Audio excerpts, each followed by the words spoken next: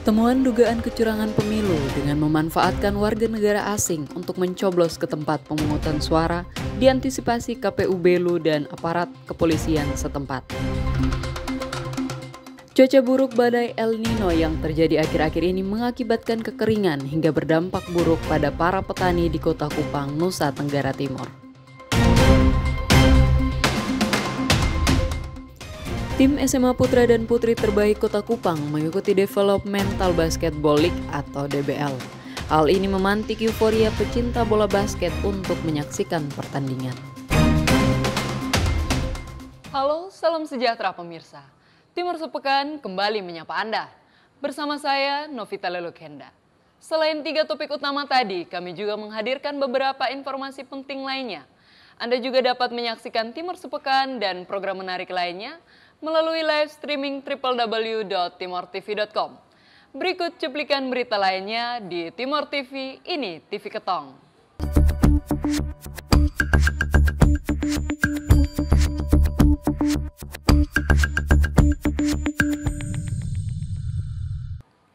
Komisi Pemilihan Umum atau KPU Kabupaten Belu, Nusa Tenggara Timur mengadakan rapat koordinasi untuk mengantisipasi kecurangan pemilu 2024.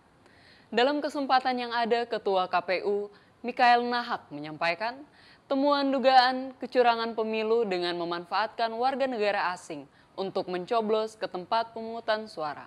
Berikut informasinya.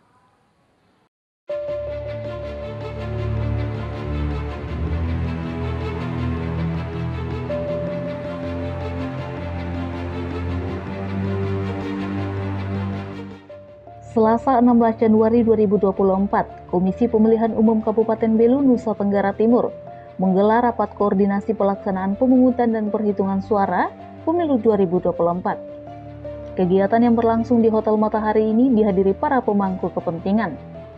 Dalam rapat, Ketua KPU Belu Mikael Nahak menyampaikan temuan kecurangan pemilu dengan memanfaatkan warga negara Indonesia untuk mencoblos ke tempat pemungutan suara yang digelar oleh negara tetangga Timor Leste.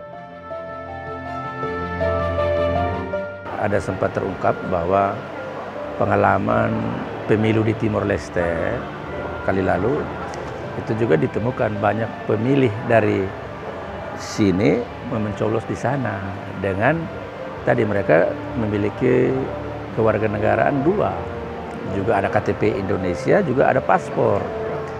Kecurangan ini pun turut diantisipasi oleh KPU Belu agar tidak terjadi pada pemilu 2024 yang akan digelar pada 14 Februari mendatang. Mereka misalkan sudah terdaftar dalam DPT kami karena tinggal di sini.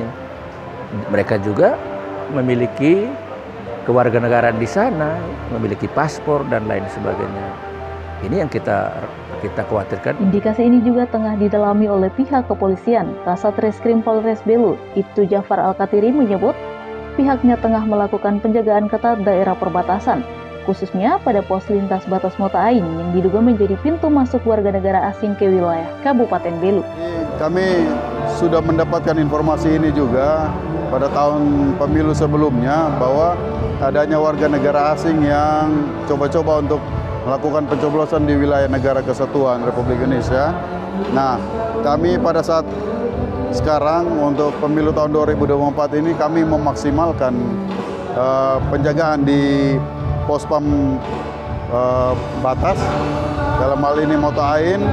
Ya, kami tentunya berkoordinasi dengan segala stakeholder yang terkait, baik itu Pamtas, baik itu pihak PLBN itu sendiri, dan juga imigrasi.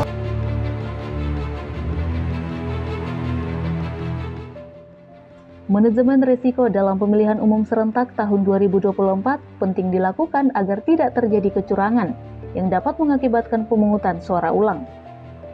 Sejatinya pemilu adalah momen penting bagi seluruh masyarakat Indonesia, di mana warga negara memiliki dan menggunakan hak untuk memilih pemimpin dan perwakilannya, termasuk memilih calon presiden dan wakilnya untuk memimpin negara ini. Dari Belu, Tim Liputan Atambua TV melaporkan.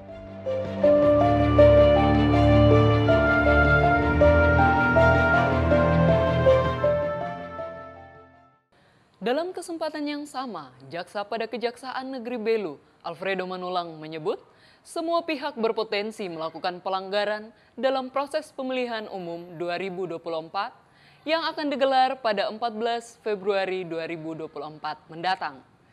Akan ada sanksi pidana bagi para pelanggar, terlebih pada oknum yang melakukan politik, uang, dan aparatur sipil negara yang ikut terlibat dalam politik praktis.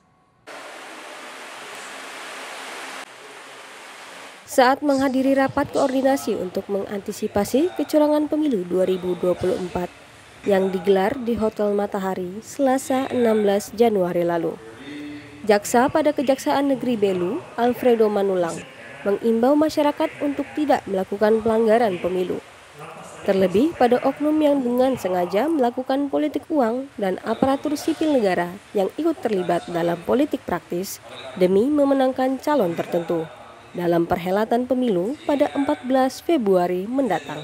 Pada prinsipnya bahwa banyak sekali bentuk-bentuk tindak pidana pemilu. Cuman menurut kacamata kami yang sering atau lumrah terjadi di masyarakat ini berkaitan dengan money politik. Bagaimana membayar untuk memilih salah satu pasangan calon tertentu. Alfredo juga menjelaskan proses penanganan pelanggaran pemilu sudah diatur dalam perundang-undangan yang berlaku, terutama tentang pola penanganan pidana pemilu yang menjadi ranah sentra Gakumdu di setiap tingkatan. Saya pikir bahwa saat ini ada sentra Gakumdu melibatkan unsur Bawaslu, unsur kepolisian maupun unsur kejaksaan. Nah, apabila masyarakat melihat atau memiliki bukti-bukti terkait dengan pelanggaran tindak pidana pemilu dapat membuat aduan baik secara langsung maupun tertulis terhadap sentra Gakumdu. Terkait pelanggaran yang mungkin saja terjadi, panitia pengawas pemilu, khususnya Panwaslu, kecamatan, kelurahan, dan desa, dituntut berani dan tegas dalam menjalankan fungsinya. Nah, berkaitan dengan ancaman tindak pidana pemilu, sejatinya memang tidak main-main. Ancaman tertinggi itu bisa sampai 6 tahun dan dendanya ratusan juta. Paling singkat 0,5 tahun atau 6 bulan. Artinya pemerintah atau negara melihat bahwa proses pemilihan umum ini benar-benar harus melahirkan atau dilangsungkan dengan proses yang asas KPU luber jurdil. Nah, mungkin itu. Waktu laporan dugaan penanganan pelanggaran dapat disampaikan kepada Panwaslu paling lambat 7 hari sejak diketahui dan atau ditemukannya pelanggaran pemilu. Dari Belu, Tim Liputan Atambua TV melaporkan. Pemilihan umum 2024 adalah momen penting bagi seluruh masyarakat Indonesia, di mana warga negara memiliki dan menggunakan hak untuk memilih pemimpin dan perwakilannya, termasuk memilih para presiden dan wakilnya untuk memimpin negeri ini. Namun problematika yang ada adalah apakah anak berkewarganegaraan ganda juga memiliki hak suara dalam pemilihan umum nanti? Ketua KPU Provinsi Nusa Tenggara Timur, Thomas Dohu, memastikan penyelenggaraan pemilihan umum 2024 yang akan digelar pada 14 Februari mendatang akan berjalan dengan lancar tanpa kendala. Kini pihaknya sedang memberikan perhatian khusus terhadap proses verifikasi pemilih agar tidak terjadi kecurangan yang mengakibatkan pemungutan suara ulang. Tugas untuk menerima pemilih di pintu masuk itu sangat penting. Perlu diverifikasi dengan benar dokumennya. Apa dokumennya? Yaitu KTP elektroniknya. Kita memiliki surat pemberitahuan untuk datang memilih, lalu dilengkapi dengan dokumen kependudukan yang namanya KTP elektronik. Wajib itu diperiksa satu persatu dan pastikan nama mereka yang memilih sesuai dengan DPT per TPS itu disertai dokumen kependudukan. Supaya apa? Supaya bisa diminimalisir pemilih-pemilih di luar DPT dan pemilih-pemilih yang tidak melengkapi dokumen kependudukannya. Jadi itu cara kami. Angka kematian penyelenggaraan pemungutan suara karena kelelahan pada pemilu 2019 lalu juga menjadi catatan penting bagi KPU. Terkait hal ini, pihaknya berharap agar kelompok penyelenggaraan pemungutan suara tetap menjaga kesehatannya dan memahami mekanisme perhitungan suara agar tidak kelelahan saat menjalankan tugas. kami pastikan rekrutmen kami memilih atau menyeleksi juga dari aspek kesehatan, juga umurnya, sehingga bisa mengantisipasi lebih awal. Nah, kami juga berkoordinasi dengan tenaga-tenaga kesehatan supaya mereka nanti selalu standby di TPS, sehingga bisa terurai masalah-masalah terkait dengan penyelenggara yang memiliki beban kerja yang cukup tinggi yang berpengaruh terhadap kesehatannya. Pesta demokrasi ini tentunya telah dipersiapkan secara matang oleh pihak KPU. Untuk diketahui, saat ini seluruh kabupaten dan kota di NTT sudah menerima surat suara. Semua pihak berharap pemilu serentak di tahun 2024 ini dapat berjalan dengan aman dan lancar. Dari Kupang, Tim Liputan Timur TV melaporkan. Jelang pemilu, Bawaslu NTT terus menerapkan mekanisme kerja pengawasan dan pencegahan kecurangan pemilu. Seperti apa mekanismenya? Berikut laporannya untuk Anda. Jelang pesta demokrasi terbesar Indonesia untuk memilih pemimpin yang akan menakodai jalannya pemerintah 5 tahun ke depan, Badan Pengawasan Pemilihan Umum atau Bawaslu Nusa Tenggara Timur terus mengoptimalkan kerja pengawasan dan pengecekan berbagai kecurangan. Kerja utama kita yang paling penting hari ini adalah kerja mencegah. Sebab mencegah itu kata orang itu lebih baik daripada mengobati. Sehingga kerja-kerja pencegahan ketika kita dapatkan data, kita dapatkan indeks seperti tadi sangat rawan, maka dilakukanlah mitigasi-mitigasi sebagai upaya kita untuk melakukan pencegahan terhadap kerawanan yang mungkin akan terjadi. Berharap ya sekali lagi bahwa kerja Bawaslu bukan hanya kerja jajaran pengawas pemilu, tetapi kami sudah banyak sekali melakukan kegiatan-kegiatan yang mengedukasi masyarakat kita secara baik.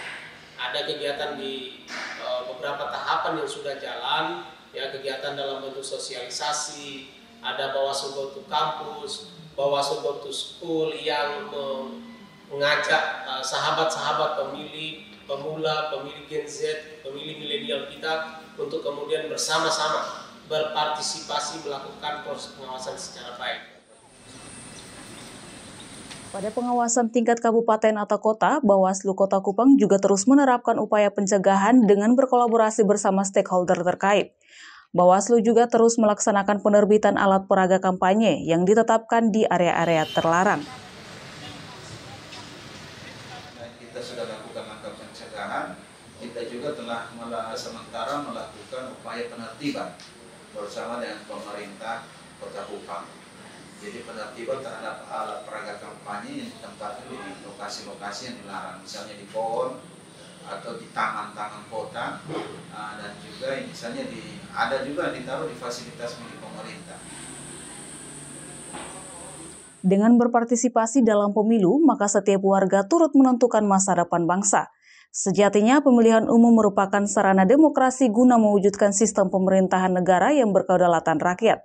Pemerintah negara yang dibentuk melalui pemilihan umum adalah yang berasal dari rakyat, dijalankan sesuai dengan kehendak rakyat dan diabadikan untuk kesejahteraan rakyat. Dari Kupang, Tim Liputan Timur TV melaporkan. Curah hujan yang tidak merata di Kota Kupang diakibatkan oleh fenomena El Nino. Tetap bersama kami.